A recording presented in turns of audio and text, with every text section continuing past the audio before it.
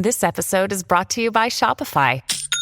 Forget the frustration of picking commerce platforms when you switch your business to Shopify, the global commerce platform that supercharges your selling wherever you sell. With Shopify, you'll harness the same intuitive features, trusted apps, and powerful analytics used by the world's leading brands. Sign up today for your $1 per month trial period at shopify.com/tech, all lowercase. That's shopify.com/tech.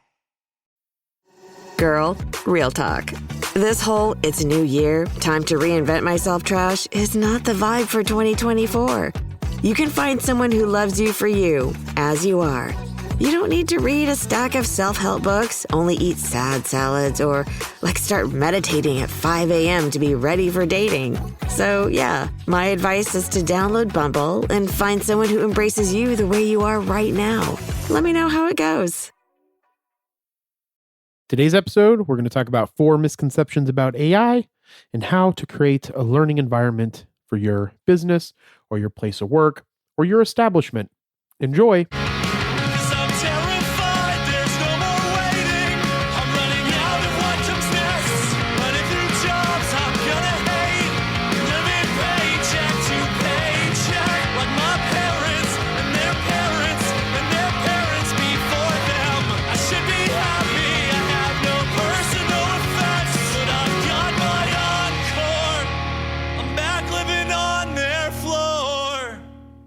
Welcome to the Age of Jeremy. My name is Jeremy Quintanilla. I am the founder and CEO of Q Consolidated Limited. We focus on investing and creating businesses in media and entertainment, finance, investing and insurance, education and e-learning, art, music and the humanities, earth and human sustainability and advancement, along with earth and space exploration and transportation.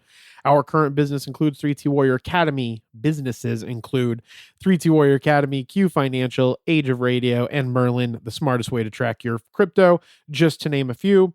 You can find me on all socials at Age of Jeremy, except on X, it's at Age of Jeremy Q, and on Facebook, it is Cesar Jeremy Quintanilla. Also, these episodes, except for the lo-fi episodes, are available on YouTube as audio MP4s, I guess you could say. So make sure that you follow me on YouTube because there's other videos on there as well that are not part of this podcast. And that's at YouTube at Age of Jeremy. If you are new or newer to this podcast, this is all about the trials and tribulations I go through to build my business empire and hope you pick up some wisdom along the way. I also have guests that share their trials and tribulations to become content creators and their adventures they have gone through to become entrepreneurs. If you want to see Coach CJV's financial blueprint, there is a link to my link tree in the episode description. It is a warrior's guide to financial freedom. And guess what? It is absolutely free, so make sure that you check that out. Please also join my Q Consolidated channel, which is also free, in my Age of Jeremy Instagram account. I provide extra insight on the things I have going on in business and in my life, so hopefully you will find some wisdom in that as well. And again, it's free to join. Also, make sure to check out ageofradio.com to see all of our amazing podcasts. We will be adding more soon. In fact, we actually added a few more OK Boomer killer lashes, and we're about to release the Beckett podcast, I think is what it's called. So Beckett, I apologize if I butchered that. And you will look forward to your email and we will get that bad boy taken care of. You can also join our amazing community of content consumers and content creators that are addicted to podcasting Facebook group. Everyone is welcome to participate in that as well. So let's go ahead and get started. I am going to bombard everybody in the world with artificial intelligence and making sure that you do not miss out on this opportunity. I've mentioned it before that you need to be able to utilize artificial intelligence for your entrepreneurship, and not to be afraid of new technologies and lean into them. And so I'm encouraging everybody to take part of artificial intelligence as much as possible and don't be scared of new technologies. And one of those things that I hope to do as I learn more about it is to educate you more about it, obviously, and then also to find information that can help make it, I guess, easier for you to be okay with those changes that are coming up. The only consistent in life is change, right? And so it is important to be flexible as things change and to learn new technologies and learn new things as they come up. And one of the things that's always confused me is I don't know if I was born this way or if it was something that was nurtured in me throughout life, but I don't like not knowing stuff. So if I have something to do, and sometimes this can be detrimental to myself, and I understand that, and I need to be more flexible in this, is that I like to learn everything that I can about something. Sometimes that takes longer, but from my experience, when I understand it all, right, as much as I can, I'm better able to utilize whatever it is that I was learning. And that's important to me. And so I don't necessarily think that you have to know all the ins and outs of everything before you start using it, but be curious about things that are existing in the world. Be curious about learning new things. Be curious about what anybody tells you. Be curious about whatever I tell you. Be curious about what anybody from any of my companies tells you. Always make sure that you are going and doing everything you can to do your own research, do your own understanding, and always look at the opposing side. Go deep into the opposing side. It's very, very fun in my opinion and very interesting. And it's great because if you really truly believe the things that you believe, right? If those things are important to you and those values matter to you, as you jump into the other side, you will realize that you you were right in believing what you believe. And so I just encourage you to always go deep into both sides of everything and go into the other side utilizing the news and information that they put out into it. And so for instance, what I mean is if you're trying to learn, say, I'm just going to use this because I've studied Islam in college, not from a degree standpoint, but from a humanities upper level division course that I had to take. And so, like, go and from there, right? When I was studying it, it was taught to go and learn more about it from the religion itself. And so, what I mean by that is that if you are a Christian and people are saying that you're wrong, then dive into that religion with the religion. Don't dive into that religion from teachings from your religion, if that makes sense. So go and try the religion to see if it makes sense to you, and you will start to see whether or not you're fickle or you really believe the things that you believe. So I encourage you to do that. But I have these four misconceptions about AI. This is from news.microsoft.com, a great news source for articles. And this is by Vanessa Ho. So she has these four myths. Uh, she writes about from Carmel Allison, and she offers her misconceptions about AI, but the article's written by Vanessa Ho. Allison, who studies AI trends as a technical advisor for Microsoft Chief Technology Officer Kevin Scott, she says, I've always had the drive to understand these huge amorphous things that we deal with as humans. There are no easy answers in artificial intelligence or AI, which is part of what makes it fun. It's an open-ended exploration of what we want the future to look like. And these are some of those misconceptions that Allison speaks about with Vanessa, and Vanessa wrote the blog. So, myth one, AI will take everyone's jobs. So, AI will change the nature of some jobs while creating new opportunities for people to focus on more meaningful and creative tasks, Allison says. We have an opportunity to rethink how we work and how we leverage these new AI tools in our work streams. For example, AI that can write boilerplate code or summarize spreadsheet data gives people the freedom to use their time more strategically to solve bigger problems and invent new economies, she says. AI is going to up level us as humans and take care of some of those tedious tasks that maybe we didn't like in the first place. For us as humans, we're faced with the interesting question of, well, then what you want to spend your time doing. So the idea of technologies, the idea behind a lot of this, and I'm not going to get too political with this, but the idea behind technology is that technology was supposed to come along and make it so we didn't have to work as much inside of organizations. But then what happened was, because everything is about more and more and more and more and more profit, Once technology came in, the idea was those people didn't have to work as much. So let's say we could go from an 8-hour workday to a 4-hour day because everybody was using technology.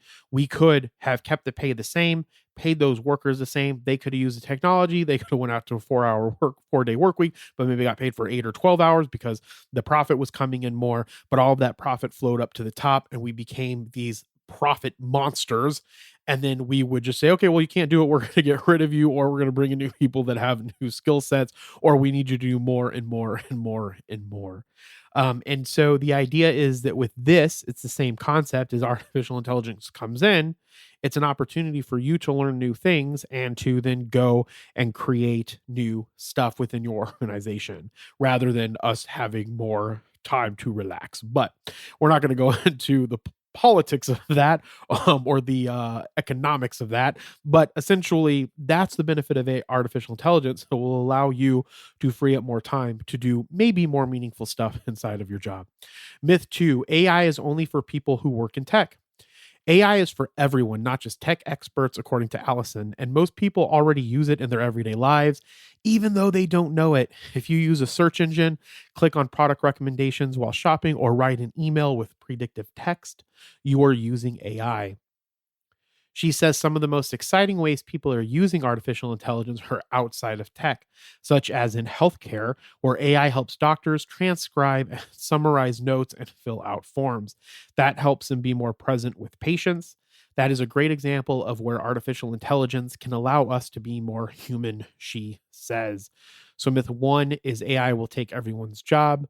Myth 2 is AI is only for people who work in tech. That is not true either. Myth 3: AI is one thing. AI is not a single technology, but a collection of different technologies found in everyday uses, like search engines, email apps, and the continuous glucose monitoring device Allison wears on her arm for diabetes. Go type 1 diabetes. I have type 1 diabetes, in case you didn't know. As AI becomes more common, she says it's important to learn about different ways you can use it. We need to learn which AI powered tools will be the best for what we want to do, she says. It's why we see certain specialists for our different needs: a doctor, a hairdresser, or tutor. By choosing the right tools, we can make sure we're using the most trustworthy and specialized AI for each task. And myth 4: AI is inherently biased and should be avoided. It's true that AI can be biased, from large language models trained on internet opinions to models built with data that reflect societal biases to products made by developers with preconceived beliefs. But Allison encourages people to use AI as informed consumers who learn how the systems are built and understand the principles of companies building them. She says it's important that developers train AI systems on diverse and representative data sets and use fair and unbiased algorithms. Microsoft AI consumers, or Microsoft Artificial Intelligence consumers, can learn about the company's practices of responsible AI by design. And there is a link in the link. So I'll have a link of this episode, or of this blog, in the episode description. And then there's a link to Microsoft practices for responsible AI. So you can check that out to see how they're going to adhere to principles of fairness, reliability, and transparency. We all had to learn at some point that not everything on the internet is true. And we have to do the same with AI, Allison says. Learn its biases, learn its shortcomings, learn its strengths, and figure out how to use AI in your own life and make it a tool that serves you. So, don't shy away from AI if that's something that I can just get into everybody's heads. It's not going away. And one of the things that I see continuously from older Generation X, older millennials, even baby boomers, and then the baby boomers, the World War II generation, I guess. I don't remember what that generation is, but baby boomers. My apologies for my ignorance. And so is the lack of trying the new things. And all of this goes back to learning and being curious. The more that you can learn and the more that you increase your I guess curiosity to learn, you will continuously put yourself in a better place and you will never get left behind because you're going to be staying up to date on what is happening. And one of the things too is like if you have kids or grandchildren or great grandchildren, learn the things that they're learning as they're growing up because those are the things that are going to predominantly be in the future. Whether or not you think that they're bad or not, I would say lean into them and find out what the benefits are. Because technically, all things can be used for evil, and I'm imagining all things can be used for good. We'll be right back. TIAA is on a mission. Why? Because 54% of Black Americans don't have enough savings to retire. So in collaboration with big-name artists like Wyclef Jean, TIAA released Paper Right. New music inspiring a new financial future. With 100% of streaming sales going to a nonprofit that teaches students how to invest. Stream Paper Right now and help close the gap. Girl, real talk. This whole "it's a new year, time to reinvent myself" trash is not the vibe for 2024. You can find someone who loves you for you, as you are. You don't need to read a stack of self-help books, only eat sad salads, or start meditating at 5 a.m. to be ready for dating. So yeah, my advice is to download Bumble and find someone who embraces you the way you are right now. Let me know how it goes. Something that has been on my mind lately is what is it that makes someone curious to learn? And I'm not going to go deep dive into some philosophical thought about what does that. I'm imagining it has something that I'm assuming it has something to do with some type of nurturing aspect that was part of them as a child. And I don't mean learning in the aspect of questioning, even though I said this kind of maybe at the beginning of the podcast. I don't mean it in the sense of questioning everything that comes to you learning. I mean it in the sense of wanting to know more about the world and the world around you and to educate yourself on the things that you do not understand and the things that you do not know as you are presented with those things inside of life. Now, I don't think maybe that everybody has to take it as far as I do, as everything comes up. And I'm like, oh, yeah, that sounds interesting because everything sounds interesting to me. So I'm like, oh, yeah, I'll learn about that. I'll learn about that. I'll learn about that. And what can sometimes happen is if you don't have a plan in place for that learning, then you don't really learn anything at all. But we have to be able to have a curiosity for the questions that arise, especially when we're building our businesses and when or if we're entrepreneurs in our, you know, in our job. And everybody should be an entrepreneur as best as they can aside of their career path, if that's a career path that they want to continue and be a part of with their life. And creating a learning environment at work or in your business is important for fostering innovation, which is something that I've been talking a lot about. It's also super important for enhancing performance and increasing employee satisfaction because when people are learning more, they feel like they're more a part of the organization and they feel that they're going to be moving up in that organization and that the organization or business cares about the learning that they're doing. And these all can even go into family matters, as I always say. Anything that I say about an organization or a business, you can extrapolate the main concepts and apply them to a family or to an organization. Family is an organization as well. And so, one of the things that you can do inside of your business to get started is reward continuous learning. So, you have to encourage your team members to pursue new skills. You have to encourage them to pursue new knowledge, experiences, and recognize their efforts. And you have to recognize their achievements. It takes a lot of time to create a climate that nurtures critical thinking, where challenging authority and speaking up are encouraged. So, when you are able to have your people express how they feel about something that they're being told or that they're being taught, you want to encourage that so that we can come to not only a better understanding of what it is that we're trying to solve, but then it also encourages them to critically think, and it can help you encourage you to critically think. And one of the things that we do at 3T Warrior Academy is we have a meeting every Tuesday with our more immediate staff that is our 40-hour a week staff or whatever. And so when we meet with them, one of the things is we do a meeting document and we put on there the main stuff that each team member wants to talk about, and then we put on there the personal and career or knowledge goals that they're trying to achieve. with what they're doing. So for instance, one of the biggest things that I'm, trying to finish reading one of these days is the 10 Faces of Innovation, learning more about UX design. So I tell that to the team that, I'm trying to learn more about UX design. I'm trying to learn more lighting for my YouTube channel, which then I can take my knowledge and share with them for the 3-2 Warrior Academy YouTube channel. Some of them are learning more software that will help us in our work. And so we always share that, and that's one of the ways that we try to create this climate of wanting to get better.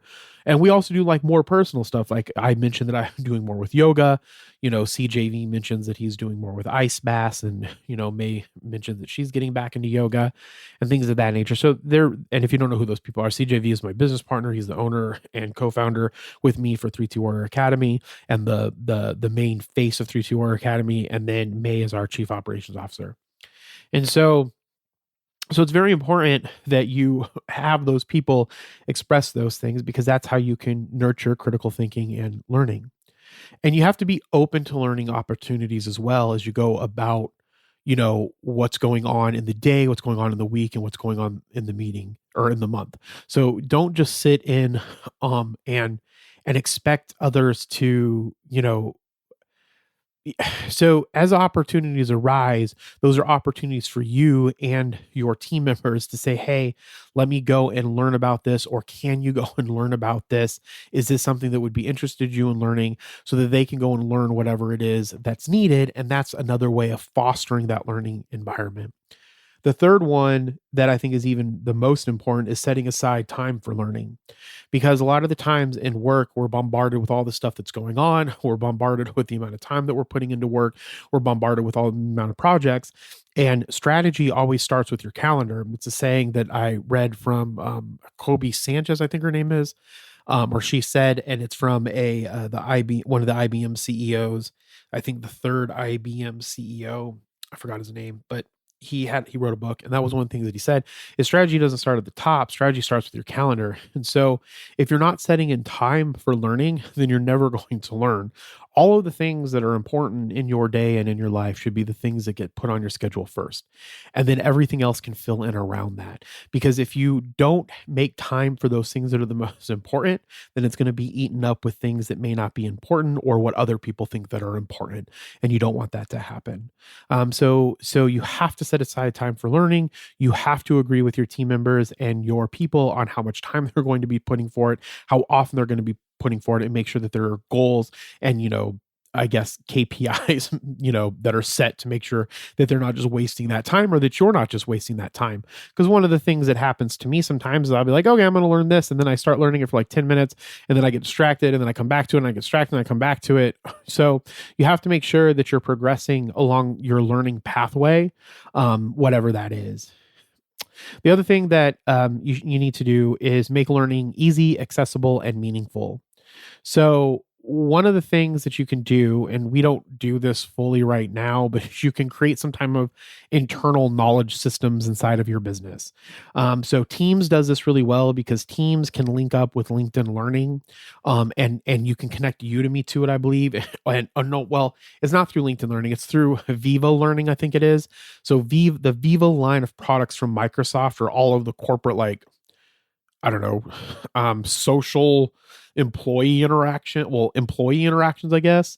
And so one of them that they have is Viva Learning, I think is what it's called. And it connects to like LinkedIn Learning. It connects to like Udemy. It connects to all of those learning softwares, and it brings them all in one place for your team members and staff to have access to, if you're paying for them and paying for it, to be able to see. So there are ways in which you can bring in-house all of these knowledge systems that give your team members the opportunity to learn new things.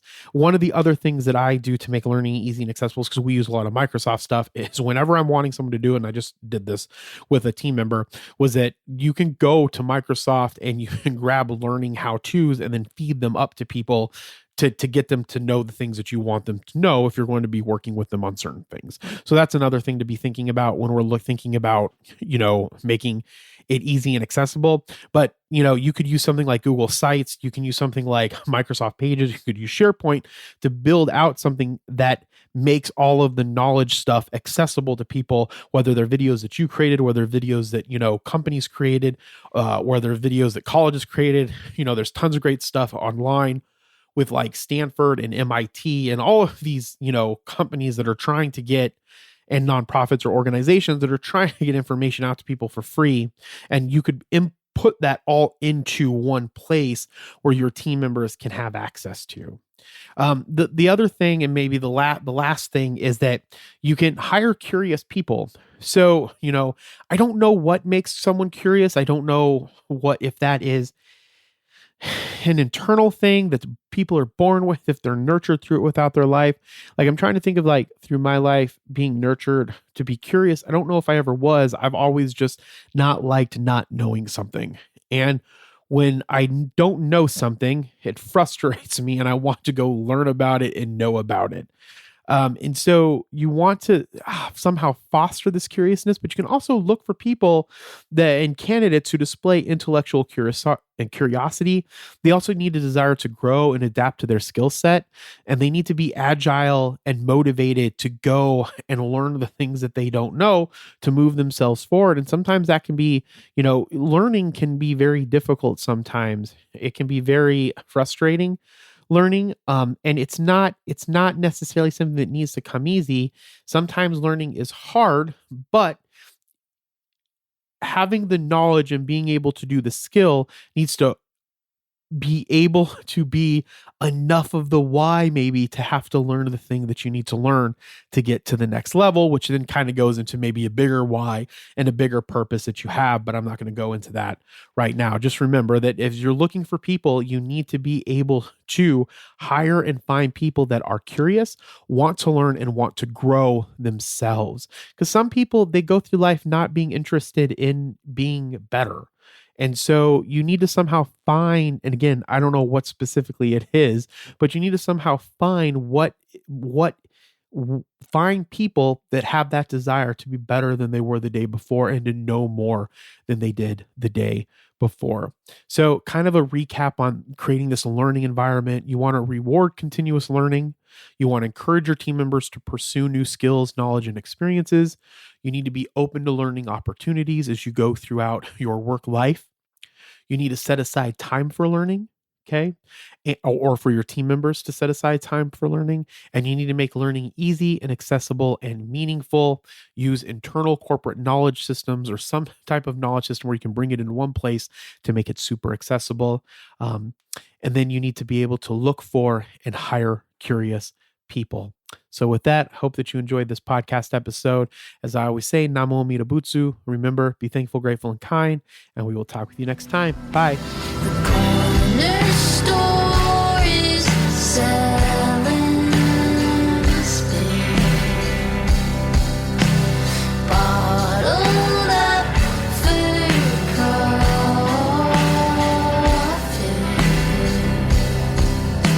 I can't believe I'm buying in. Isn't that genius?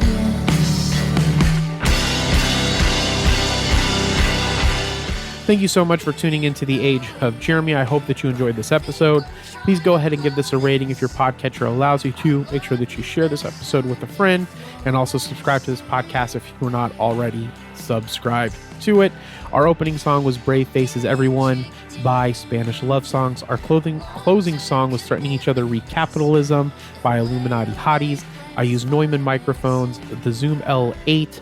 I use Cubase as my software or my digital audio workstation, and I use Waves plugins. One last time, remember, be thankful, grateful, and kind. We'll talk with you next time. Bye.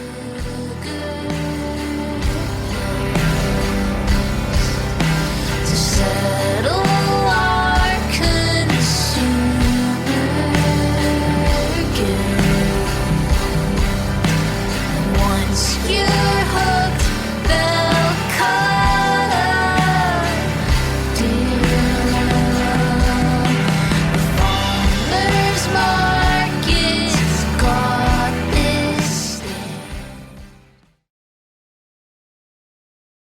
Okay, everybody, it's Michael E. Cullen II. And I'm Sesame and Carta from the All Too Real 2 podcast. We're passionate about movies, TV, and pretty much all things pop culture. Dive into the chaos of failed sitcoms, direct-to-video sequels, and the quirky realms of cinema and TV. Join us every Thursday for your dose of All Too Real 2 entertainment. We'll guide you through debates like whether Howard the Duck qualifies as a superhero. Ponder if Larry the Cable Guy could be the new Rock or Schwarzenegger. Discover if some shows and movies should have stayed in the cutting room. Ever heard of a sitcom featuring that dictator with the funny mustache? Well, we watched it. We're dedicated to unraveling the peculiarities of pop culture, sometimes with awesome guests. So, if you're into the eccentric world of pop culture, listen and subscribe to All Too Real 2. Available wherever you find podcasts and on Age of Radio.